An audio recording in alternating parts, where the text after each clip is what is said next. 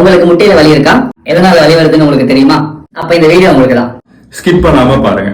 அந்த வலி எதனால வருதுன்னே தெரியாம உங்க இஷ்டத்துக்கு நீங்க மாத்திரை வாங்கி போடுறதோ இல்ல எண்ணெயை வச்சு நீவி விட்டு அந்த வலியை தற்காலிகமா குறைக்கிறீங்களே தவிர அதுக்கு நிரந்தரமா ஒரு சொல்யூஷன் தேட மாட்டேன். இப்போ இதுதான் முட்டி எலும்புன்னு எடுத்துக்கிட்டீங்கன்னா 4 பக்கமும் உங்களுக்கு தசைகள்லாம் இருக்கும்.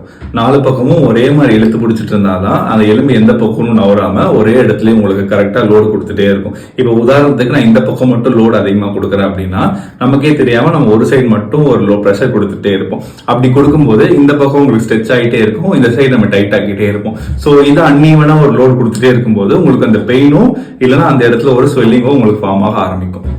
உங்களுக்கு முட்டியில வலி வந்த உடனே இது ஜவு கிழிஞ்சிருச்சு இல்ல முட்டி தேய்மானம் அதனாலதான் எனக்கு இந்த வலி வந்துச்சுன்னு சொல்லிட்டு நீங்களே கற்பனை பண்ணாம டைரக்டா ஒரு பிசியோதெரபிஸ்ட கான்டாக்ட் பண்ண ட்ரை பண்ணுங்க. I am doctor Selvan, consultant physiotherapist. அந்த வலி எதனால உங்களுக்கு வருதுன்னு சொல்லிட்டு எக்ஸாக்டா நாங்க டயக்னைஸ் பண்ணிட்டு நாங்க உங்களுக்கு ட்ரீட்மெண்ட் கொடுப்போம்.